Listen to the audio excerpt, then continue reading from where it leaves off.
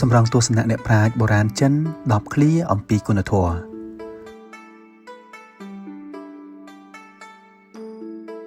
តើតម្លៃពិតរបស់មនុស្សស្ថិតនៅលើអ្វី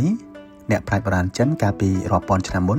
បានបន្សល់ទុកនៅចម្លើយដ៏ស៊ីជម្រៅតាមរយៈផ្នត់គំនិតនៃការកសាងគុណធម៌នៅក្នុងវីដេអូនេះខ្ញុំនឹងលើកយកទស្សនៈដ៏មានតម្លៃចំនួន10ឃ្លារបស់កំពូលអ្នកប្រាជ្ញល្បីៗរបស់ប្រទេសចិនមកចែករំលែកជូនប្រិយមិត្តអ្នកស្ដាប់ដើម្បីជាកម្លាំងចិត្តជាការគិតពិចារណានិងជាផ្លូវដើរដ៏ត្រឹមត្រូវក្នុងជីវិតទី1កុំធ្វើចំពោះអ្នកដទៃនៅអ្វីដែលអ្នកមិនចង់ឲ្យអ្នកដទៃធ្វើចំពោះខ្លួនទី2សេចក្តីសប្បុរសនៅក្នុងពាក្យសម្ដីបង្កើតបានជាទំនុកចិត្តសេចក្តីសប្បុរសនៅក្នុងការគិតបង្កើតបានជាការយល់ដឹងដ៏ជ្រាលជ្រៅសប្បុរសនៅក្នុងការផ្ដល់ឲ្យបង្កើតបានជាសេចក្តីស្រឡាញ់ទី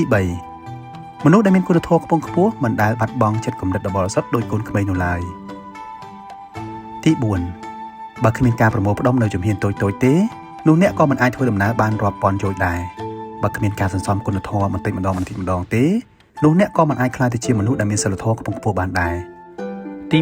5មនុស្សដែលមានគុណធម៌ខ្ពង់ខ្ពស់តែងរស់នៅដោយសុខដុមជាមួយពិភពលោកទាំងមូលដោយមិនបាត់បង់អត្តសញ្ញាណរបស់ខ្លួនឡើយទី6មនុស្សល្អប្រពៃតែងតែស្វែងរកគុណធម៌នៅក្នុងខ្លួនឯង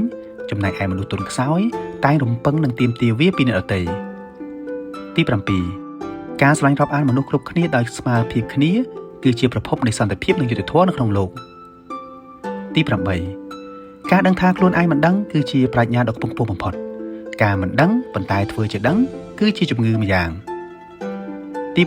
9កុំភ្លេចភ្លើងអាចឆេះបំផ្លាញព្រៃទាំងមូលបានប្រសិនបើយើងមើលរំលងវា